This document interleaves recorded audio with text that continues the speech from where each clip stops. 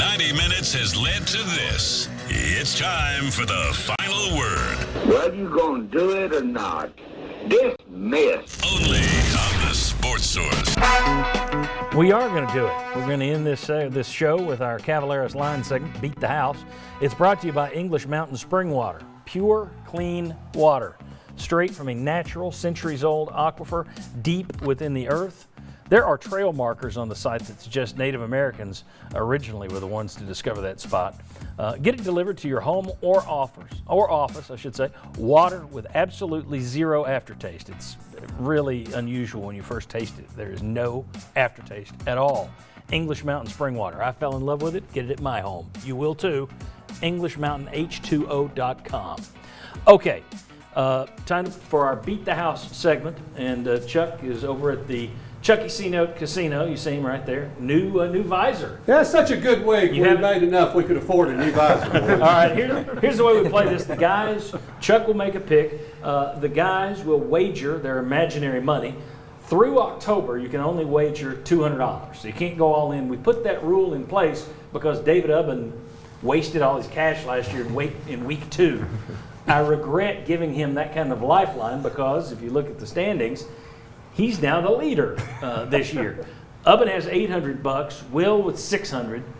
Sterling, Daniel, Jimmy, and myself all have $500. Josh put $200 on the Vols this past week and fell into last place. The only guy who put money on Georgia last week was David Ubben, which is why he has the lead. And Chuck Cavaleros, the casino, I should say, went from minus 1,000 to minus 300. So a $700 week at the casino. Chuck, Tennessee, Kentucky, noon kickoff. Does Tennessee win or lose? By how much?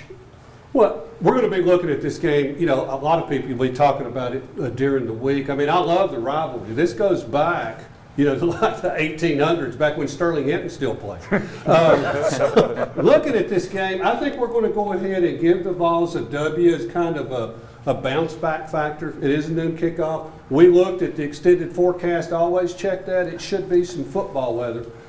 Mississippi State played against Kentucky yesterday. Kentucky 6 takeaways. Mississippi State coach Mike Leach said after that game he's ready to purge some of his players. So now Jeremy Pruitt feels kind of, I think, the same. They're having a scrimmage tonight. A lot of the young players, Jeremy Pruitt didn't seem to feel so good about 1, 2, 3, 4. He mentioned his 4 that may not have given the type of effort he wants. So that'll be interesting to see with the starting lineup. But you talk about Kentucky, I think you got to talk about Mark Stoops. What a good job he's done there as a head coach.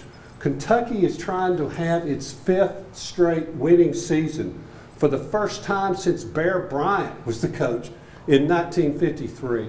I think their defense is a little light. I think Tennessee, if you can't run the ball, you're going to have a long day. Offensively, Kentucky, if they had a quarterback, it would scare you more. But, watching the Georgia game yesterday, I thought I had the line about right with that 13.5. We'll keep it that way for this week. Vols will win by at least 13.5. Okay, and I'd just like to point out Bear Bryant, when he was at Kentucky, he couldn't beat Tennessee either. It's a Kentucky-Tennessee tradition. All right, let's start with, I'll get the pick from David Ubben later. Let's start with Will Overstreet. Where are you going? I'm going to have to go 100 on Kentucky this week. And I just think, this team's going to be tired. The defense is going to be really tired of this. So if that offensive line doesn't come and play a full game, it's going to be close. All right, let's see if Chuck split the panel at all. Which way are you going, Sterling Hinton? Well, that's where I'm going this week. I think the offensive line's going to have a comeback game, and they're going to be pushing Kentucky around all next week. Tennessee, 200 on Tennessee. Ooh, 200. All right, very good. Daniel Hood, what are you doing with your money? Got to take a chance, and not confident in it, but I'll put 200 on the Vols. That's what happened to David Ubben last year, taking a chance. All right, 200 on the Vols. Jimmy Ives. I'm going to go Kentucky with 100. I think it'll be a relatively close game. It'll be a fourth quarter game. I'll take the Wildcats. That's a good line, Chuck. Thank you, John. Josh, where are you doing? Funds are getting low, John, so let's go with 100. I'll take Kentucky 100. Okay. 100. What's going on around here? And I'll take Kentucky with 100 as well. I was bluffing just to jump the line. I do think Tennessee wins, though. I'm not really set. Yeah. I don't feel confident in this offense to put anybody away at this point. But I just think push comes to shove, this team is going to look a lot like it did against South Carolina, Missouri. You'll win most of those games. I think Kentucky will give them a little bit of the game and then fall apart at the end with a blunder, like they usually do against Tennessee. So that's our picks. Anybody have keys to this one?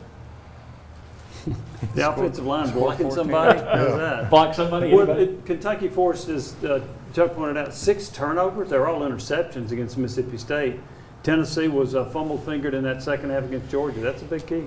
Yeah, hadn't had any turnovers in their 2 wins, and then you go down and turn the ball over 3 times, you lose. Not a surprise. So turnovers, offensive line, what do you do? Any keys? Yeah, get up early, made Kentucky throw the football 2 years ago. That happened, and Kentucky had no shot. Tennessee ran away with it by halftime. Any keys? Time of possession. You got to keep that the defense played too much last week. That offense has to show up and be out there just because it's going to start wearing on these guys, and it won't even be this week. But that's going to wear on them at the end of the season. If you keep hanging them out to dry, then you're going to lose those games you shouldn't lose at the end of the year. Okay. Well, I got some key. DeAndre Johnson comes back with 2 sacks, and our running backs run for 200 yards total. Let's go. 200 yards rushing against Mark Stoops' defense, all right? We've been scoring on defense. Got to keep it consistent. Score on defense so we can cover 14 points. You are very good. Chuck, you got a key. You got 20 seconds. Well, Kentucky rushed for 400 yards in a loss to Ole Miss. I think you nailed it there. Rushing yards and John, your stat, turnovers. I mean, you can't have that 3 turnover quarter or half like Tennessee did yesterday. Force Terry Wilson to beat you with his arm. Right. Stop their run game. Force him to beat you with their arm. If he can do it, tip your hat to him, but I don't think he can. We'll be back next week to break down the game for you. Thank you for joining us. See you then.